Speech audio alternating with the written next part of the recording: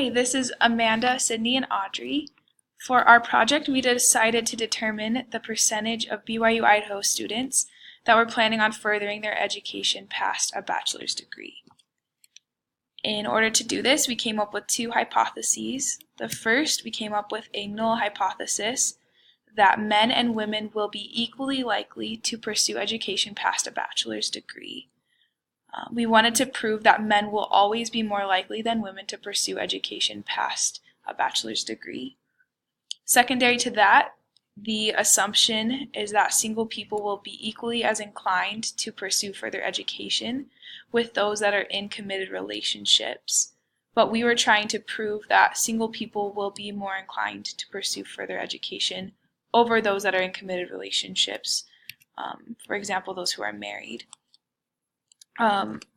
While we were designing this study, we first created a list of questions. The first was, what are your plans regarding your education following BYU Idaho? The second question is, what is your gender? And the third question that we asked is, what is your marital status? We randomly selected students in each of these buildings and gave them the questionnaire survey using Qualtrics.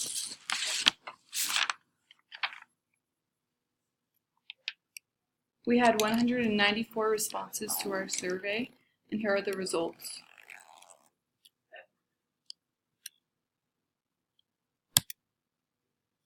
After we collected the data, we checked to see if the conditions were met. The first requirement was that we used a simple random sample, which we did. The second requirement was that each count was equal to or greater than 5, which we exceeded. Here are the results for the gender versus continuing education. The results surprised us because we assumed that men would always be more likely to further their education.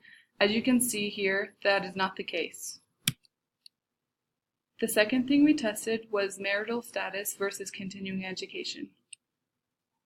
As you can see here, single people are more likely to further their education.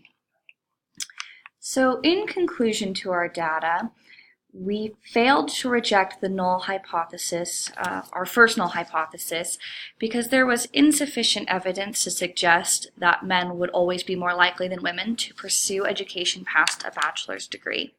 However, we were able to reject our second null hypothesis because we proved that single people were much more inclined to pursue further education over those that were in committed relationships.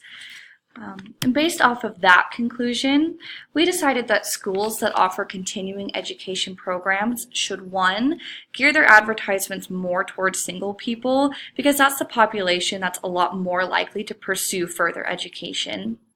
And 2, that they needed to ensure that they're not excluding potential students based off of gender, because men are not necessarily more likely to pursue further education than women. And that was our project, guys. So I hope you enjoyed, hope you learned something, and good luck on the rest of your guys' projects.